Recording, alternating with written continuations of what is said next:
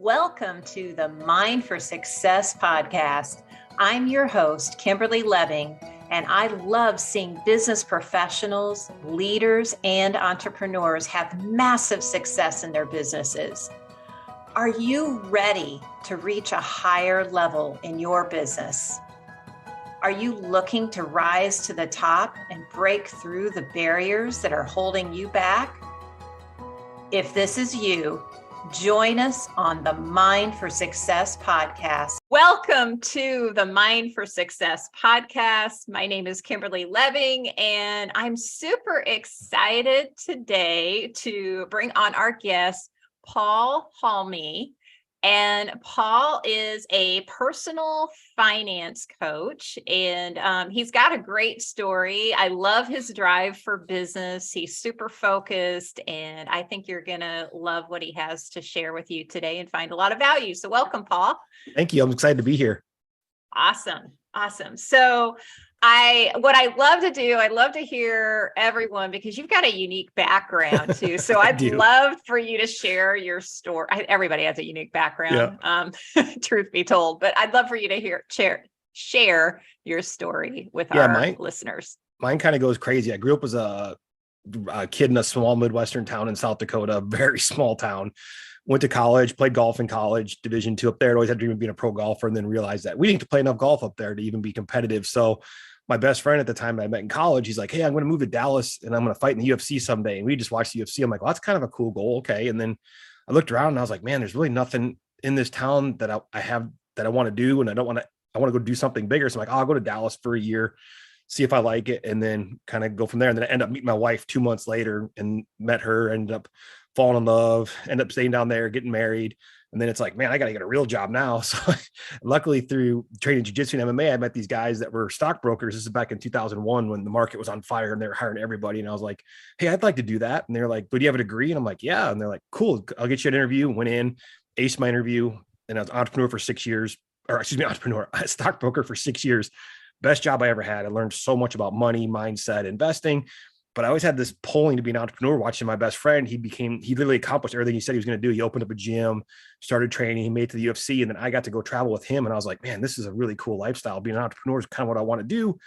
But then I had to make that huge decision because at this point I had 2 kids, the wife, house, dog, everything. And I'm like, what do I do now? And it was like, my wife was super supportive. She was like, kind of back to the Texas thing. She's like, just try it for a year. You can find a spot. And she actually found the first lease for our first MMA gym. She's like, yeah, I found a 1-year lease, et cetera, et cetera. I'm like, all right, we'll try it. Took the jump. And then it was the best decision I ever made in my life. And did that. That was 19 years ago. Wow. Yeah. It's been wild. Yeah. So what led you back into coaching? Man, it was wild. So it was kind of those things where I got good at the business side of jiu-jitsu. I wasn't a very good competitor at the time. I didn't win very much. Actually, my first book that I wrote was How to Make Money with Your Martial Arts School, even if you've never won anything, because I hadn't won anything. I wasn't, like people were like, oh, how's your gym do well? I'm like, because I study sales and marketing and you guys study fighting. It's like, it's pretty easy business because my competitors. And then, so people were like, well, hey, teach me. And then it was like, got bigger and bigger. And then another friend of mine, we got really into teaching, and he's like, let's start a consulting company. I'm like, all right, cool, let's do that. And we did that, and that blew up huge and then 2020 hit, and also now you're consulting for non-essential businesses. So it wasn't so great in 2020 and 2021.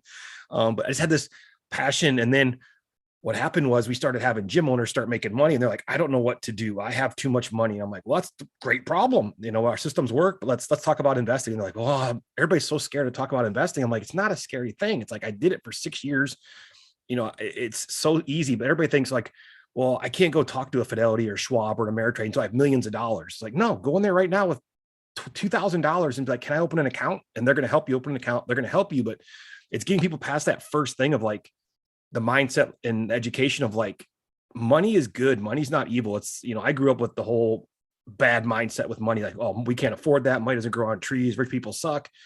And then luckily again, through jiu-jitsu, I started meeting like doctors, lawyers, surgeons, entrepreneurs. And I'm like seeing how they interacted with their family. And they get invited to dinner because at the time I was broke, I'm a gym owner, trying to make it. And they'd invite me to dinner. And I hear they talk to their kids and I'm like, this isn't fair. This kid's like 7 and you guys are talking about investing and business stuff. I didn't learn this stuff till I was 28 years old. I'm like, this is not fair. So I've kind of made it a mission to, talk about money, talk about the things that are kind of taboo in the middle class, the lower middle class world.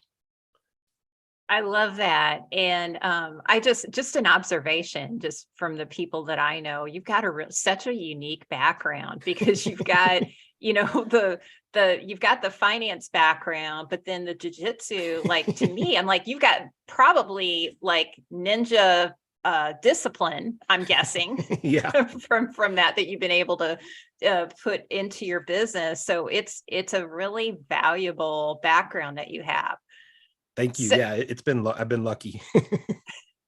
so I'd love for you to share a little bit about some value for entrepreneurs. Like, what's the fastest way to fit? So this is a question that we had discussed before, to fix an entrepreneur's finances. So let's say they went off on the wrong road, because many of us do. Oh yeah. Right. We do try different things, and then we end up with, credit card debt or whatever. Yeah, been there, done that. Yeah. Yeah. So what's the fastest way to fix that? Man, the first thing, and it kind of goes back, like you said, it's like, it's unfair advantage to jujitsu training and MMA training, because I can assess the situation really fast, because you have to make quick decisions. And if you react too fast, then you end up getting knocked out or getting hurt. And it was like, oops, I should have calmed down and taken a couple of deep breaths and think about it. So the first thing I tell people is, like, when somebody comes into the gym, they're like, hey, I want to accomplish this goal. I'm like, all right, let's look at where you're at. Okay, you're 40 pounds overweight. You haven't worked out in years. I'm not going to give you a 6-day-a-week program. You're going to get hurt in the first week, and then you're going to quit. So with your business, same thing. Is like, really just have a real look at your business. And I tell people, like, if you don't have a bookkeeper and you don't know what a P&L is yet, please start. That's the first place to start understanding your numbers. The numbers are so important, because I can always manipulate things in my head. Like, oh, things aren't that bad, or, oh, this credit card debt's not that bad. But when you see it in a P&L in black and white, and your bookkeeper's like, hey dude, what's this? And you're like, oh, I boo-booed. But the cool thing is, it's like ripping off a Band-Aid. Once you address it, you're like, okay, this is the problem. Let's fix it. And then it's like, you get the mindset shift of like, yeah, you mess up. I messed up. I've done stupid things. It's like, last year I was buying NFTs like crazy. I'm like, can I have that money back? It's like, cause I got caught up in all the momentum of like, oh, everybody's going to get rich. And I'm like, oh, I'll buy some too. And it was like, luckily I didn't buy a whole bunch, but it was still just, it is what it is. But you look at it on a P&L and you're like, yeah, I probably spent a little too much money on pictures of monkeys. I should have bought more S&P 500 or Amazon. But first thing as the owners is just really looking at where you're at. And then the next thing I tell them, and this is the hard thing in the beginning, because everybody would argue with me, is like, oh, my best investment is my business. And I'm like, I agree with you 100%, but 2020 taught us a lesson. You have to have money outside of your business. If all you have is your business, I had two types of clients in 2020. I've been talking about this since, 2017, I think was when the first time I brought it up at one of our masterminds, because I've been through 2001 as a stockbroker. It was horrible. Been through 2008 as an entrepreneur. It was not fun. And I was like, we have been spoiled. I never imagined my lifetime pictured a pandemic, but I'm like, we were 12 years in from the last recession. I'm like, we're going to get a big one, and it's like, people are like, oh yeah, I'll start that up later. And then when the pandemic hit, I had two types of clients I talked to. The ones who were like, oh, thank God I set up the savings account, and I set up an investment account, and I set up an emergency account. I'm good to go. I'm okay. And the other clients were like, I didn't do anything you said. What do I do now? Do I go to the bank? And I'm like, well, the banks are physically closed. Like, you can't even go to a bank. And they were like, what do I do? And I'm like, pray. It's like, and I felt really bad, but I was like, if you don't start addressing these things, I never, like I said before, never imagined it was going to be that bad. That's the worst case. Like, I joked around with people about, we had clients asking about a recession. I'm like, a recession, bring on a recession. I can still sell. I can still market. A pandemic, I was told I was not essential and I couldn't do anything. So it's like, I'm not scared of a recession. And a recession's where, it's a necessary part of the financial cycle. It cleans out some of the stuff. And then it's going to create the greatest opportunities of our lifetime, I think.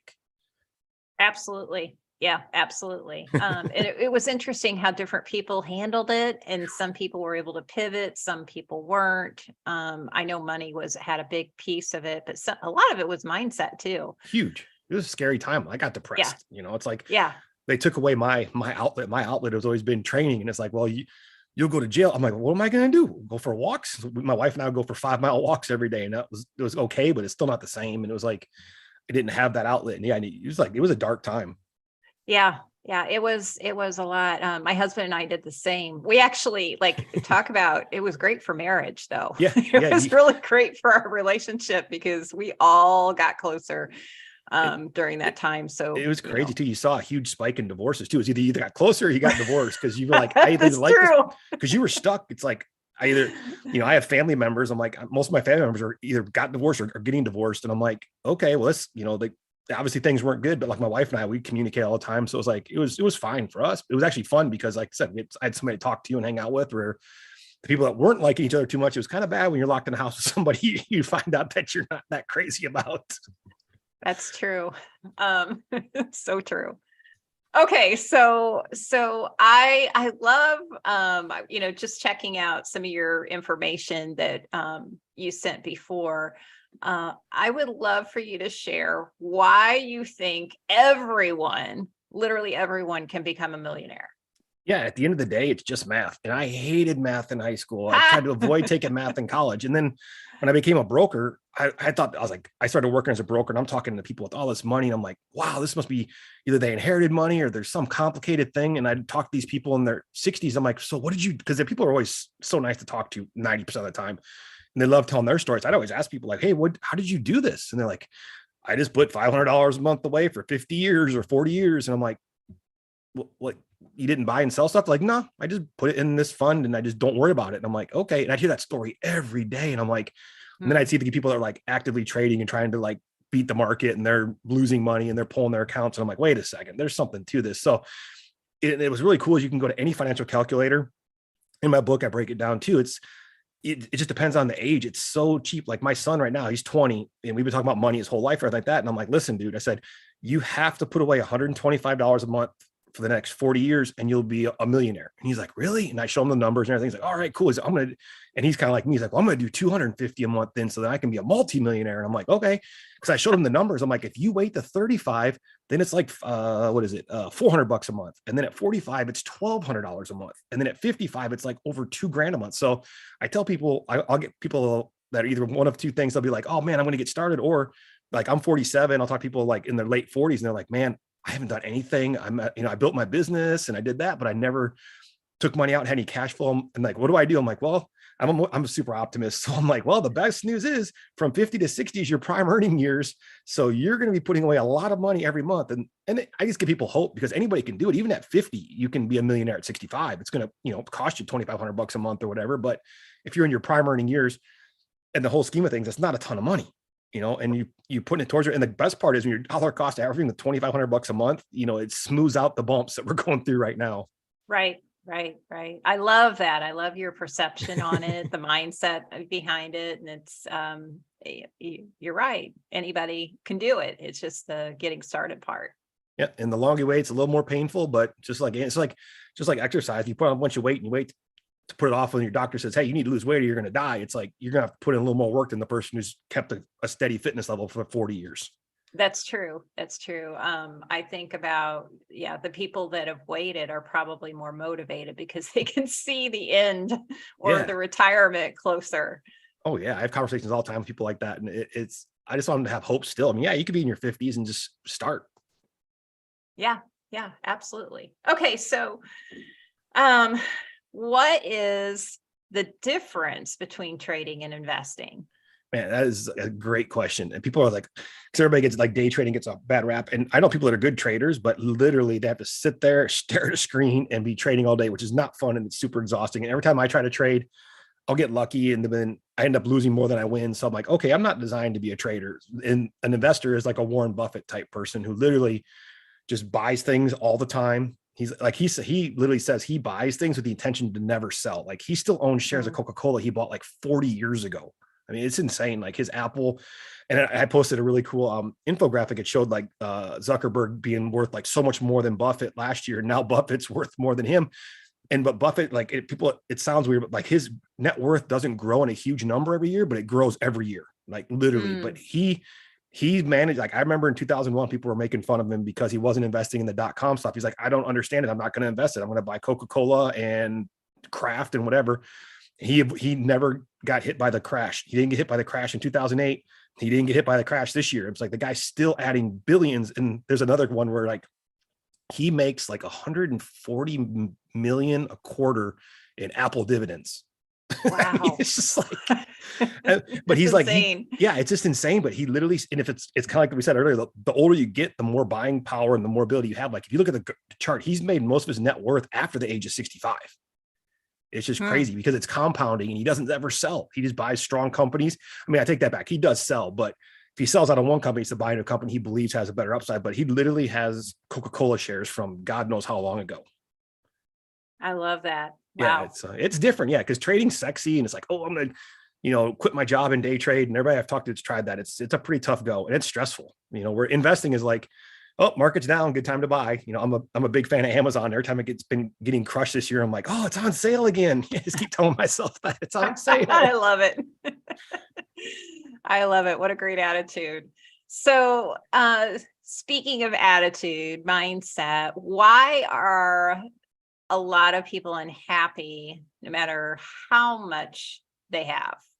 That's a great question because you see it all the time. People, unfortunately, with a lot of money, destroying their lives, destroying their life, giving up on life. And it's like, as humans, I feel like we're so programmed to get to this destination. Like, okay, we gotta get to this destination, get to this destination. And then every time you get to that destination, you're kind of like, okay, I'm here now. What? Now I gotta go another, and you never stop to enjoy it. And so when I had an unfortunate thing happen in my life where my little sister passed away when she was 34 from complications of a brain aneurysm. And it changed my life at that point because I was like, we were talking at one time and I was talking to her husband who, we're still friends or anything. He's like, yeah, my biggest regret is she always wanted to go to New York. I never took her to New York. And I'm like, well, and I'm like, why didn't you take her to New York? And he's like, oh, we were worried about money. We were about this and that and that. So that day I made a commitment to like, never have to like, be like, oh, I should have done this. I should have done that. So it's like, like with my kids and stuff, I started taking, I was like, oh, you know what? You're going to get way smaller gifts and we're going to go on trips. So every year my son and I would take a father-son trip and, he's 20 now. And those were his best memories of going to like a Broncos game because he's a big Broncos fan, or going to South Beach, or going to, Vegas, going to all these different places. And that's like his best memory. So I think people need to really just kind of stop, smell the roses, and then just be like, man, this is a fun journey. Because it really is. Because every time I've done something really cool in my life or gotten there, and anybody listening's probably had that dream vacation. You're like, oh, we're going to go to the beach. It's going to be great. And then you get there and the beach is, you're dirty and you're kind of cranky and you're sunburned. And you're like, this trip was okay, but the whole time you should have been enjoying getting there, because right. That's my big thing. Is just enjoy the ride, right. Make fun out of it. Yeah. How much do you see, mindset or maybe the way people grew up? How much is that? Because you mentioned that in your own story and I can relate because that was my experience too, was, we can't afford that, or, those kind of words. How much do you see that in when you're coaching people? Just curious. It's 100%. It's one of the biggest things, honestly. And people are like, well, I want the, how do I do this, this, and this? I'm like, well, let's talk about why you think these things. And then you'll get them to start talking about it. And then, it's such a limiting belief when you grow up with that. Like I got lucky, because I didn't know anything about money. I mean, I knew a little bit, but I became a broker. I'm 26 years old talking to multimillionaires, and all of a sudden I had to change my mindset real fast. It's like, because you don't want to be like them to look down on you. So you're like, oh yeah, I understand this. You're at home studying, you're reading and working on your mindset. But mindset is so big for people because, one, if you don't believe you can do it, you're not going to do it. I know that from, jujitsu, MMA, investing, business. It's like, you have to have a passion. That's why entrepreneurs, all of us that are listening to this, we're wired different than employees. Employees are like, I have lots of friends who make a ton of money and they're very successful and they're so unhappy, but they're just playing the game. They're just like, oh, this is the cards I'm dealt. I got a good job and I got good benefits and I'm just going to suffer through it. And I'm like, that sounds horrible. It's like, right. And like us entrepreneurs, we're like, man, how do I get this thing? Oh, if I build this and the business could do this, and we could do this, and we can accomplish this. So I tell people, like, some people are like, man, you got it, wired pretty good with your mindset. I'm like, yeah, but I work on it every day. There's days I wake up and I'm just like, oh my God, my whole world's crashing. I'm like, what am I going to, it's like, okay, what do I do? Do I freak out, or do I just take a couple of deep breaths, think about what I'm grateful for and how I can fix what's wrong? And it's like, that wasn't so bad. Right. Right. It's so true because even with, I'm a mindset coach and I work on mindset every single day. I mean, none of us are immune to it, and none of us are perfect. And there's always something. So I always joke around. I said, if it wasn't for jujitsu and saunas, I'd go crazy because my mind's always racing and I'm like having to think about stuff. And it's like sauna's like my happy place to get away, put on some headphones, listen to podcasts. Nobody can bother me. And it's like I have my best thoughts in there, because I clear my head. But yeah, it's like I have to work on my mindset every day, because when I don't, then I start going to these. You kind of get down and you start losing energy, and you kind of you get in that kind of funk, and you're like, I got to get out of this funk. Right. Yeah, totally. So if there was one thing that you could share with the audience, like one tip or, something that they could do like right now that would help them as far as finances, what would that be? Right now, I would give you the one tip is first thing, if I think everybody who's an entrepreneur, but if you only have a business checking account, set up a business savings account today, tomorrow, whatever it is, set up an account and then set up an automation. Because I build my whole system on automations, because as humans, we always have stuff going on. Something comes up. Nobody ever tells me like, hey, I'm getting ready to go invest this money every Monday. People don't want to do it. And so to get started is if you just have a checking account for your business, open a savings account, set up with your bank, do a daily transfer, or at lowest a weekly one. Don't do monthly because it can be, sometimes people freak out, but set a daily transfer up. And I tell people, they're like, well, how much money should I do? And I'm like, I do almost like with the nutrition and with like the jiu-jitsu training. So I'm like, start with the smallest amount, start with $1 a day, Monday through Friday. And they're like, that's nothing. I'm like, cool. Then it's working. It's more than you're doing now. And then if that feels good, do $5 a day, then do $10 a day. Then get to the point where you're kind of like, oh, okay, $25 a day. I'm getting a little uncomfortable. Cool. All right. Stop at that number. Don't go any higher until you feel better. And then you let that thing run at $25, you're looking at over, 400 and I think it's like $485 a month or whatever into that account, which isn't a huge amount of money. People are like, well, it's only $485. I'm like, well, yeah, but in a year, that's $6,000 more in an account than what you have now. And they're like, I didn't think about it that way. So yeah, just if you have that or don't have that, set up a savings account, start doing automations and just getting a feel for it. And it's fun game because I like to gamify it. You're like, oh, hey, if I do this and you didn't have to do anything, the bank moved the money for you. And you're like, hey, this is kind of fun. And then we just layer automation on top of automation. Then you start opening investment accounts, having money move automatically into those. And then you just want to take yourself out of the equation as much as possible. I love that. That's a great tip because really for anybody, whether you're a business owner or not, it's a great tip. Yeah. Automation changed the game. It's like I joke around. It's like love them or hate them. Robinhood really changed the game because when their app came out, it was so it's ridiculous. I've used all kinds of different software and different apps and stuff, but Robinhood made it so simple to literally link your bank account, move money, have it go in investments automatically, never have to do anything, and then they made everybody else step their game up. So Fidelity's app got better, Schwab's app got better, Ameritrade's app got better. They've all started lowering their fees and everything. So yeah, automation to me is the biggest game changer. Cause like back in the day when I was a broker, people would have to literally call up on the phone and they'd be like, hey, I want to buy, this stock. Okay, we'll have to move money from this account to this account. And then I can put the trade in for $49.95, or you can go online and do it for $19.95.